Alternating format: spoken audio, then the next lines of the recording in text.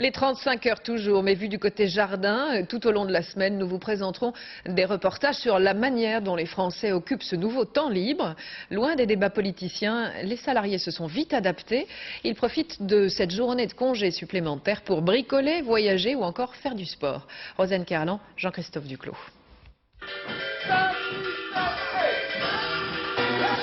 Plus de temps pour s'occuper de soi et garder la ligne, ça se voit. Les salles de sport comme celle-ci ont enregistré une croissance de 10% l'an dernier. Effet RTT, réduction du temps de travail, les habitudes changent. Matin, après-midi, soir, on élimine quand on veut. Justement, je fais plus de sport. Avant, je pouvais y aller que le soir et encore quand je faisais pas des heures sup. Et là, je mets la journée, en effet. Après, je finis par la piscine. Aujourd'hui, ça veut dire que vous êtes en RTT aujourd'hui? Aujourd'hui, hier. Et je suis venue hier, je viens aujourd'hui. J'ai soit le vendredi, soit le lundi, donc c'est une bonne occasion de faire un peu plus de sport. Avant, c'était un peu entre midi et deux. Je courais un petit peu à droite à gauche. Et là, c'est vrai que c'est des plages horaires plus importantes. Je viens ici 3 heures au lieu de 3/4 d'heure, par exemple. Donc, c'est pour moi, surtout, ça me fait du bien. C'est plutôt le fait de décompresser, plutôt que après, bon, je ne sais pas si forcément ça se remarque ou quoi, mais en tout cas, pour soi, c'est hyper bien. Pour répondre à cette nouvelle demande, il y a plus de cours collectifs l'après-midi. Le vendredi, l'activité est devenue intense. Sauf en mai où les clients ont profité de leurs 35 heures autrement. Les RTT pour moi, donc, comme je suis cadre, c'est transformé en journée complémentaire de congé.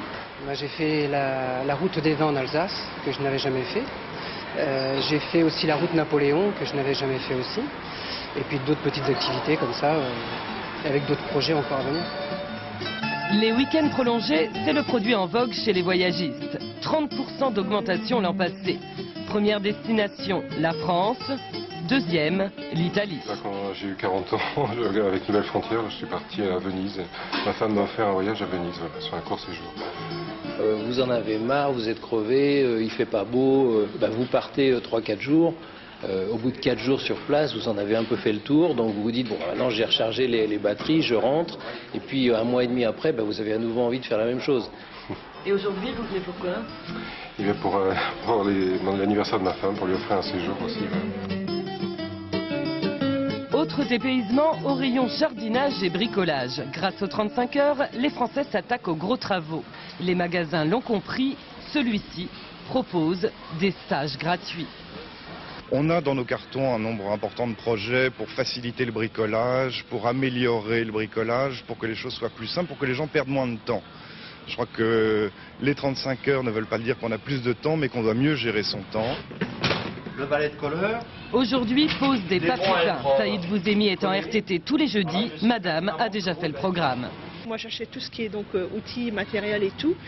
Et on planifie 2 jours avant et le jeudi, il attaque les travaux. Mais monsieur, pour vous, c'est plus une contrainte ou c'est quand même un plaisir, le bricolage? Non, c'est un plaisir. C'est un plaisir et puis les 35 heures m'ont permis quand même de retrouver du travail.